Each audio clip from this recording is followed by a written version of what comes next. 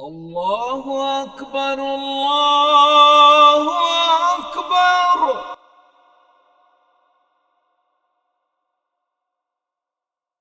Allahu Akbar, Allahu Akbar.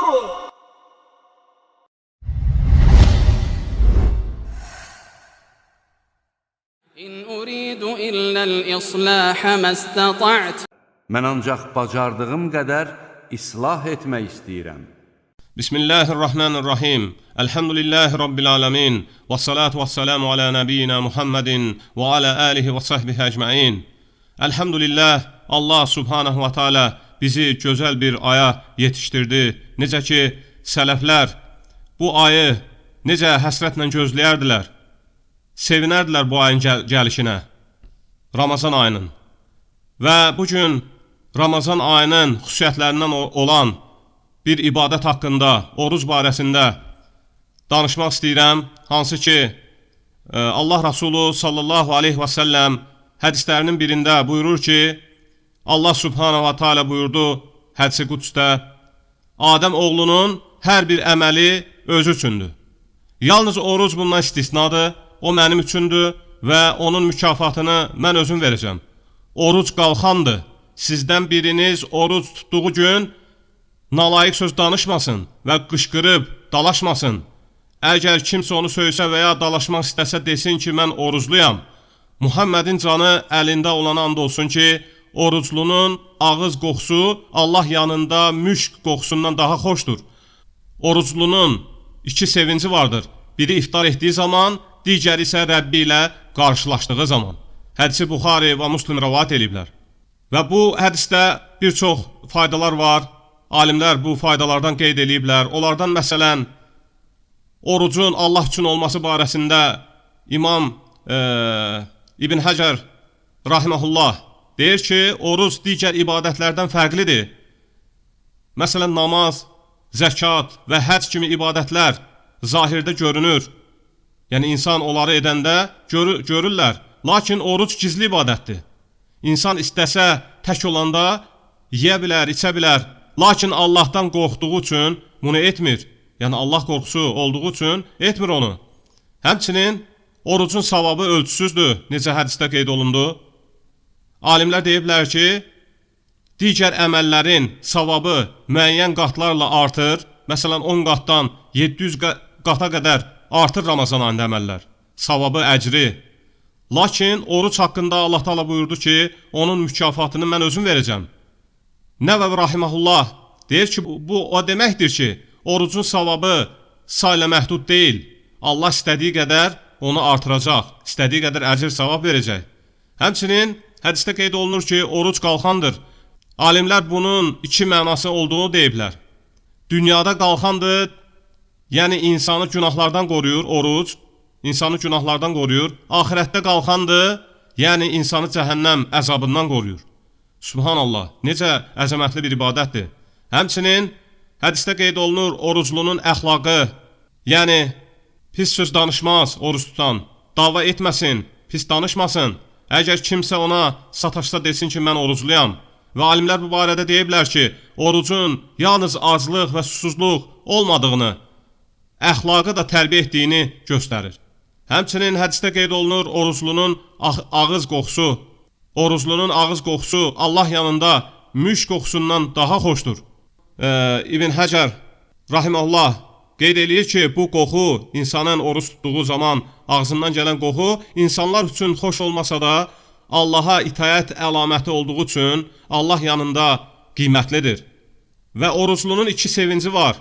Və bu barədə alimlər deyiblər ki, yəni iftar vaxtı sevinci, Allahın halal etdiyi nemətlərlə iftar etdiyi zaman oruç tutan sevinir və ikinci də Allahla görüşdüyü zaman olan sevinci. Necə orucun savabını gördüyü zaman, əcrini gördüyün zaman sevinəcək qiyamət günü. Həmçinin hədisdə qeyd olunur, oruc ixlası artırır.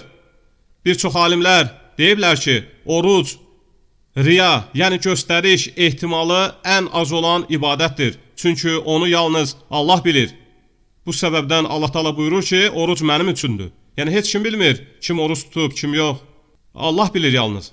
Və bu hədisdən faydalar onlar idi ki, oruc gizli ibadətdir, orucun savabı ölçüsüzdür, müqayisəsizdir, oruc günahlardan qoruyan qalxandır, oruc əxlaqı tərbiyə edir, Allah yanında oruclunun halı çox dəyərlidir, oruclu üçün iki böyük sevinç vardır, oruc ixlası artıran ibadətdir.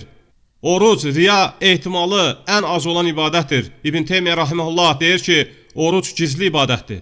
İnsan tək qalanda yeyə bilər, lakin Allahdan qorxduğu üçün yemir, içmir. Bu səbəbdən oruc ixlasın ən güclü ibadətlərindən biridir. Həmçinin oruc nəfsi tərbiyə eləyir. İbn Rəcəb rahimehullah deyir ki, oruc insanı üç şeydən saxlayır. Yeməkdən, içməkdən, şəhvətdən.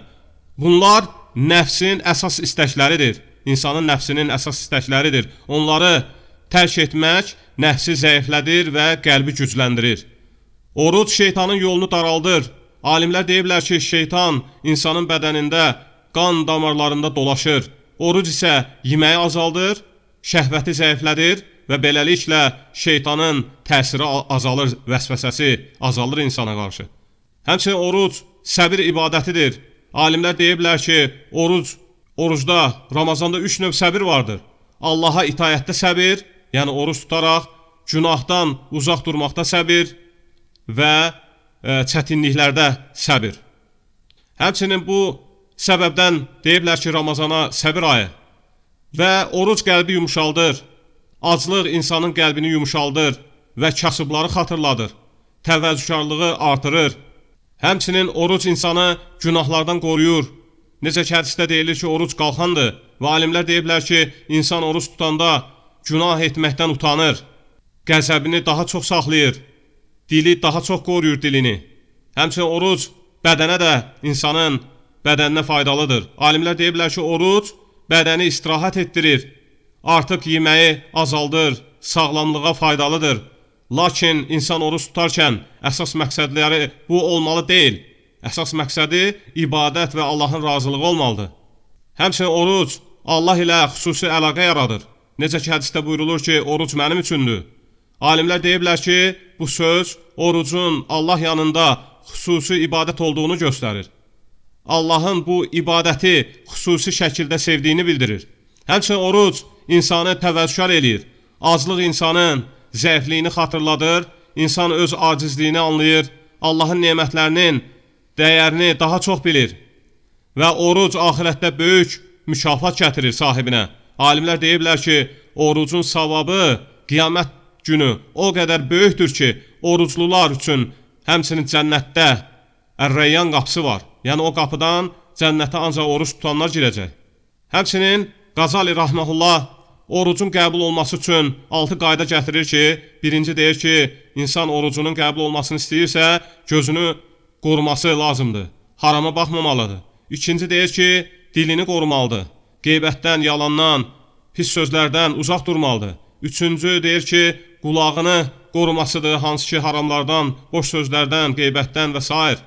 Həmçinin dördüncü buyurur ki, bədən üzvlərinin qorunması, əlini və ayağının günaha getməməsi və beşinci deyir ki, iftarda israf etməmək, çox yeməmək, həddi aşaraq. Həmçinin altıncı, sonuncu deyir ki, qorxu və ümid arasında olmalıdır oruc tutan, orucunun qəbul olub olmadığından narahat olmalıdır. Və sonda İbn Rəcəb rahimehullah deyir ki, Ramazan möminlərin bazarıdır sanki, bu bazarda bəziləri qazanar, bəziləri isə ziyana düşər. Və Allah subhanahu wa ta'alədən istəyirəm ki, bütün oruç tutanların orucunu qəbul etsin, dualarımızı qəbul etsin, ibadətlərimizi qəbul etsin. Əmin. Və sallallahu alə seyyidina Muhammedin və alə alihi və sahbihi əcməin.